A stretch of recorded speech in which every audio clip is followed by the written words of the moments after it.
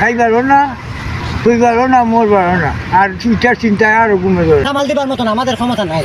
এখন আমি বর্তমানে উন্নতটি করতাম চাই, যদি বর্তমান সরকারে যদি আমরা একটু যদি দেখে নেন, তাহলে মনে হয় আমরা আশাবাদী হইয়া আমরা সামনের দিকটা আমরা একটু চলতে পারবো।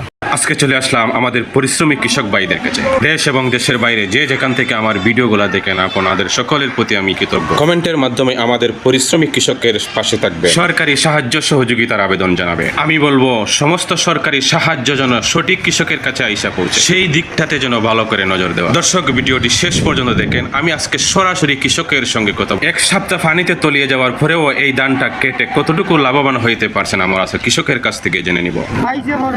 আমরা খাইতে আনছি হামলাতে হইবা আমরা বর্তমানে রসও আছি তো আর ভালো তো যেত না।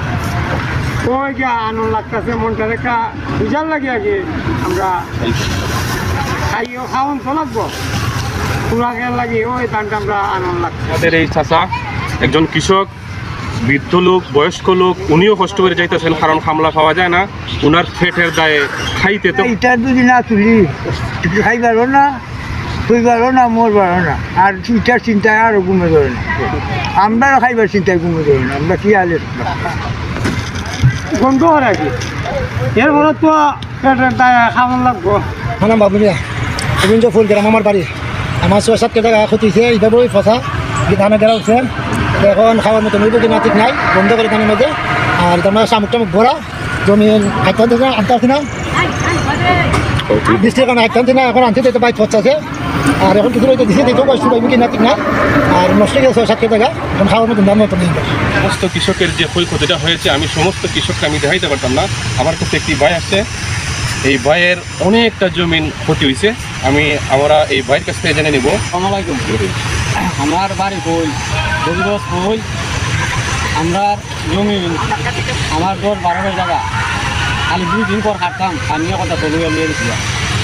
আমার বাড়িতে একটা দুটা ধান আনিছি না। দেখুন আমি এই ধান আনছি মাঠ থেকে, এই বন থেকে, আবর থেকে হামলা দেওয়া হাঁটাইয়া আনছি। যে টেহাইতে আমি 8-9 জায়গা হাঁটাইছি, আমার এই টেহার অর্ধেক টেহাও আমি পাইতাম না। যে টেহাইতে হাঁটাইছি ধানটা, এই টেহা অর্ধেক টেহাও পাইতাম না। এনে বাচ্চা ইউনিয়নের 4 নম্বর ওয়ার্ডে কইবার এমন ভাষা আমার কাছে নাই। এটা বর্তমান সরকারেও উনি সব কিছু দেখতেছে এবং সব কিছু বুঝতেছে। আমি এতটুকু পরিমাণ ক্ষতি হয়েছে যা এগুলা সামাল দেবার মতন আমাদের ক্ষমতা নাই। এখন আমি বর্তমানে উন্নতটি করতাম চাই, যদি বর্তমান সরকারে যদি আমরা একটু যদি দেখে নেন, তাহলে মনে হয় আমরা আশাবাদী হইয়া আমরা সামনের দিকটা আমরা একটু চলতে পারবো।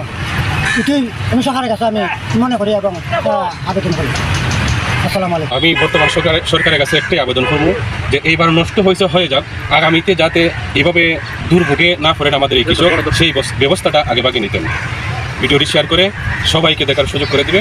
আর আমাদের এই 4 নং ইউনিয়নের প্রতি নজর দেওয়ার জন্য বর্তমান সরকার তারেক রহমান ভাইকে আমি অনুরোধ করবো যে আমাদের কৃষককে একটু সাহায্য সহযোগিতা করার জন্য। আসসালামু আলাইকুম।